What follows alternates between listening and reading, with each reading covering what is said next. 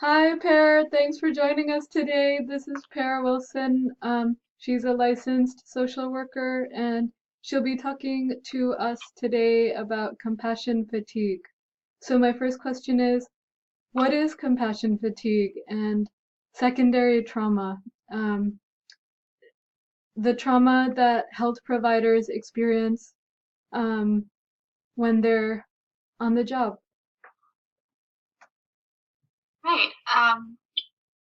Compassion fatigue, as it occurs in the mental health field, is pretty common and is something that everyone doing clinical work and um, involving themselves in clinical work in really any capacity should be mindful of in themselves and in the people around them who might be directly impacted. Um, because compassion is is such a necessary element of doing the work. It, like any other job, what you're doing repeatedly and what part of yourself you're utilizing so heavily, you need to take extra care of and can get worn out. So, Okay, well, thank you. I mean, that explains it. I know it's a big topic, so that's a good overview. And the next question is, have you experienced this? How did you know it was coming? How did you deal with it personally?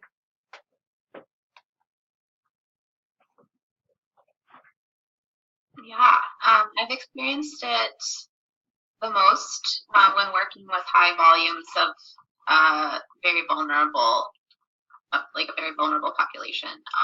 When I was working at a hospital in Inglewood, California. So seeing multiple people a day who are so disadvantaged and oppressed and have limited access to resources and especially mental health resources. So are really struggling with severe undertreated schizophrenia, for example, in conjunction with poverty and social isolation. So being exposed to those psychic states in others and intervening and using yourself clinically as a main instrument to intervene is both heartrending, a privilege, and deeply troubling. So I would definitely take those people and those emotional states home with me at the end of the day. Um, Even though I think that I have strong boundaries. I have a meditation practice. I have a yoga practice. I am engaged in self care, and it still is something um, that I get impacted by. So I think that the thing that mainly helped me with that was just awareness and acceptance, like allowing myself to sit with really heavy feelings when I'm on my way home, or allow myself to talk to friends or my partner about it, and sometimes even cry, because you are engaging with reality.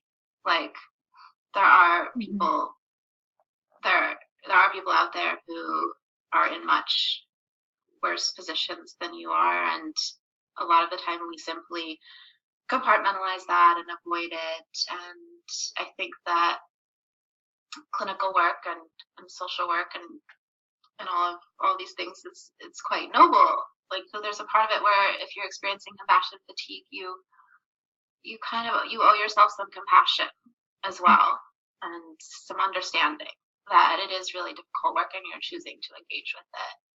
Um, and there can be something a little worthwhile as well.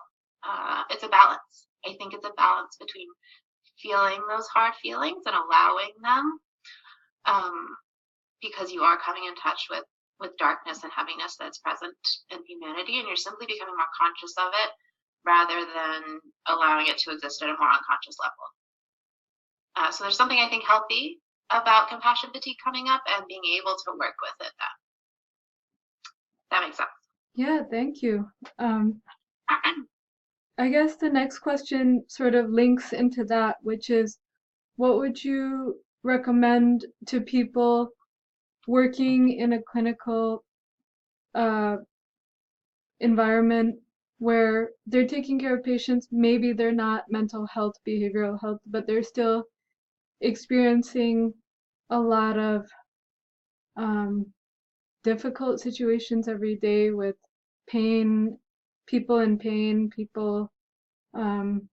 in life-threatening situations, things like that, which sort of pretty analogous to even what behavioral health providers do. How would you, so two things here. What would you suggest as like a minimal thing to prevent this? And just from your own experience in providing mental health.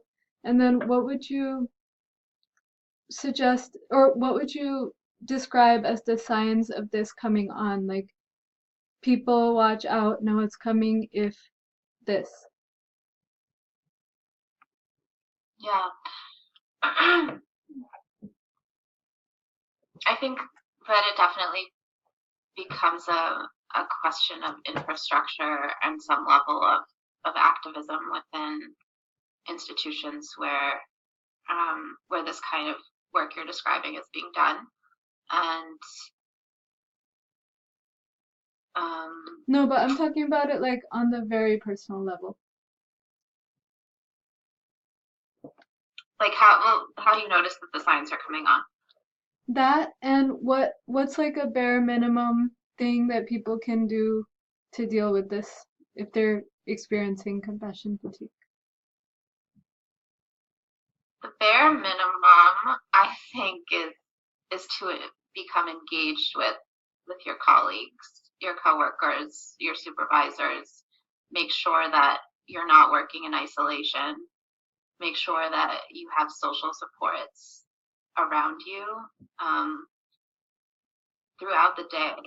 I think that that's like the number one most important thing. If you're doing that type of work in isolation and feel like you don't have a buddy and feel like you're isolated and more alienated from the other people you're working with who could be supports for you, then it'll be that makes you really vulnerable, and it's going to be like 10 times more difficult to deal with everything. So having maybe even forming a little support group like that you have lunch with, or you like depend. It doesn't need to be formal. It could be on the spectrum of formality, but people to have lunch with and engage with every day that are all aware that they're providing each other with support and relief. Does that make sense? Oh yeah, yeah. That's a really great idea. I didn't even think of that. I was even thinking more along the lines of when you were talking about self-care, that too, and just all the things you mentioned that you do that are maybe like applicable in small bites for other health providers to know about as options. Go. So, as Brenda tells me, you all are already engaged in some kind of work like this. So, I'm wondering how many of you out there feel like you're experiencing compassion fatigue. Being a form of secondary trauma. The kind of trauma that arises when you're around people that have experienced trauma. Some signs of compassion fatigue are irritability, like you notice a shift in how much you can handle in your relationships. Like you might not really have the patience anymore for conversations with your friends or anything that comes up between you and in your friendships and in your relationships that otherwise you have space and patience and tolerance for.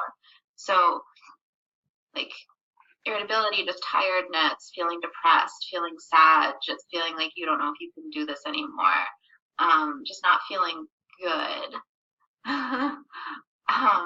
Even trouble sleeping, like recurrent thoughts, like even just more typical symptoms of trauma, like intrusive thoughts, nightmares, shortness of breath, like hypervigilance. Those can all come up in even just more kind of advanced compassion fatigue.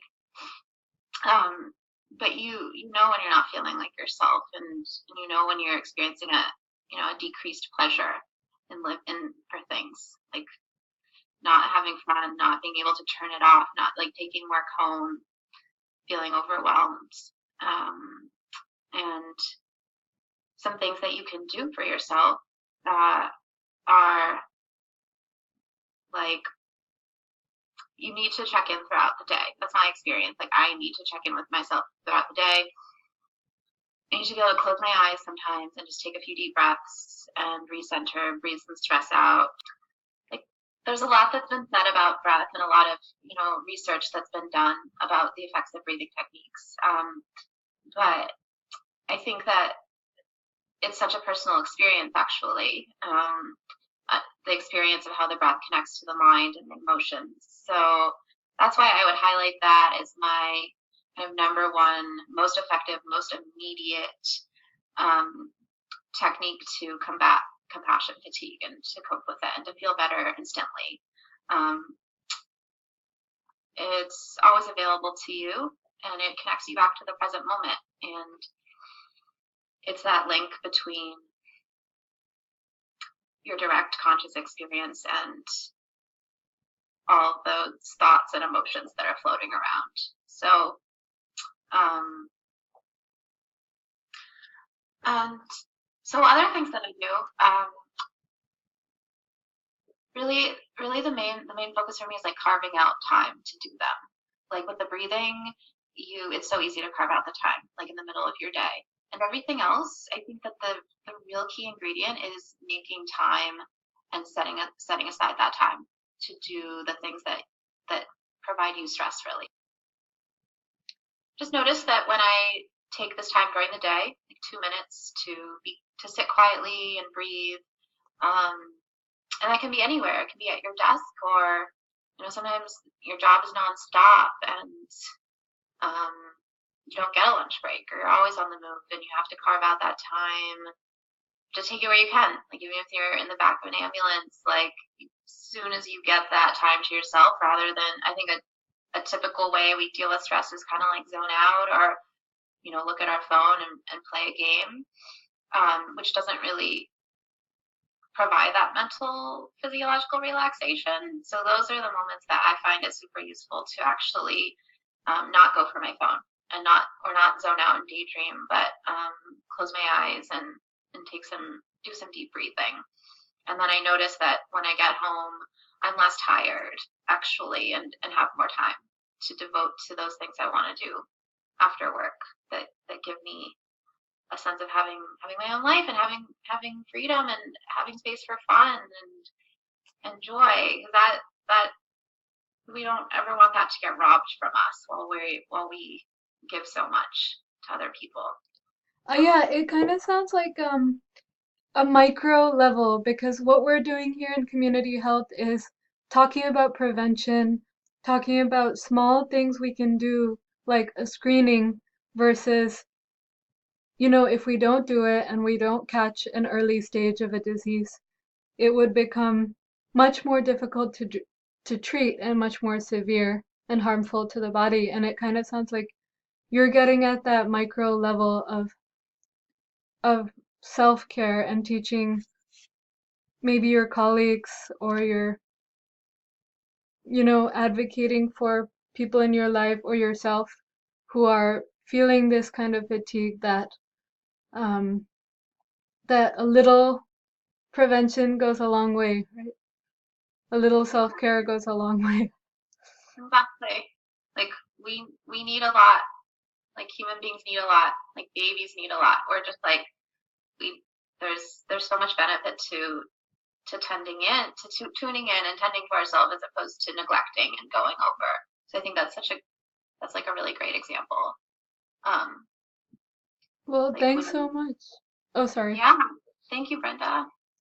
And we're running out of time here, but it was really kind of you to join us and share your clinical expertise in caring for people who've been through trauma and telling us how you care for yourself when experiencing that trauma, sometimes through them. So thanks a lot and have a great day. Thank you. Bye.